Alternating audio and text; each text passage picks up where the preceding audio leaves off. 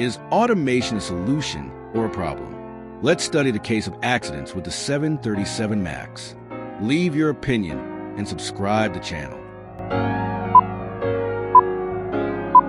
The Boeing 737 MAX, once hailed as a symbol of modernization and efficiency in the legendary 737 family, became the centerpiece of one of the most significant crises in modern aviation history. Two fatal crashes, Lion Air Flight 610 in October 2018 and Ethiopian Airlines Flight 302 in March 2019, claimed the lives of 346 people. What was intended to represent technological progress instead revealed a tragic example of the dangers of poorly implemented automation, where blind trust in automatic systems replaced the essential balance between human control and machine support. At the heart of the disaster was the MCAS, Maneuvering Characteristics Augmentation System, developed to compensate for aerodynamic changes caused by the repositioning of the aircraft's engines. The MAX was equipped with larger, more fuel-efficient engines, mounted farther forward and higher on the wing than previous models. This design altered the aircraft's natural balance, especially at high angles of attack. To prevent the nose from pitching too high and risking a stall, Boeing designed MCAS to automatically push the nose down based solely on data from a single angle of attack, LOA, sensor. This decision proved fatal. In both accidents, faulty AOA sensor readings caused MCAS to activate repeatedly, forcing the aircraft's nose downward even when there was no actual stall risk. The pilots, unaware of MCAS's existence and lacking proper training on its operation, struggled against automatic commands that appeared inexplicable and unstoppable. Automation, intended to enhance safety, became an invisible and deadly threat. The issue was not merely the existence of MCAS, but the way it was designed to operate autonomously, without redundancy or clear pilot notification. The system functioned without pilot permission or alerts and mimicked the behavior of the autopilot. But critically, it could not be easily overridden. Each time the pilots tried to pull the nose back up, MCAS re-engaged and forced it back down. At low altitudes, this fatal cycle left no room for recovery. The tragedy exposed a fundamental flaw in modern engineering culture: the over-reliance on automation as a universal solution. Automation became a replacement for human oversight rather than a tool to assist it. Pilots were expected to trust or fight systems they did not fully understand.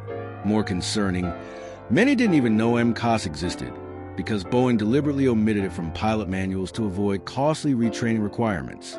This omission was driven by commercial pressure. Boeing was racing to compete with the Airbus A320neo. A key selling point was that the MAX could be flown just like previous 737 models, avoiding the need for expensive pilot certification updates. To support this narrative, Boeing downplayed the impact of MCAS, treating it as a minor feature rather than a critical system. As a result, it introduced automation that acted silently, without transparency or redundancy, assuming that the system would always function correctly. Post-crash investigations revealed that concerns about MCAS had been raised within Boeing, but were either ignored or minimized. The FAA, Federal Aviation Administration, responsible for certifying aircraft safety, had delegated much of the MAX approval process to Boeing itself. A clear conflict of interest. Automation failed, but it did not fail alone. It was a visible consequence of a chain of poor decisions and misplaced priorities. The 737 MAX crisis reignited an important debate about the role of automation in aviation.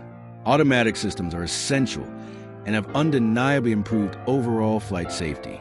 However, when poorly designed and lacking intuitive human interfaces, they can become lethal traps. The relationship between humans and machines must be built on mutual understanding and control. Automation should extend human capability, not replace it silently. The 737 MAX was only allowed to return to service after significant revisions. MCAS now depends on two angle of attack sensors and is no longer allowed to repeatedly override pilot inputs. These changes came too late for the 346 victims, but shed light on a broader issue: the myth of perfect automation. No matter how advanced, technology cannot replace human judgment, especially when life or death decisions must be made in seconds.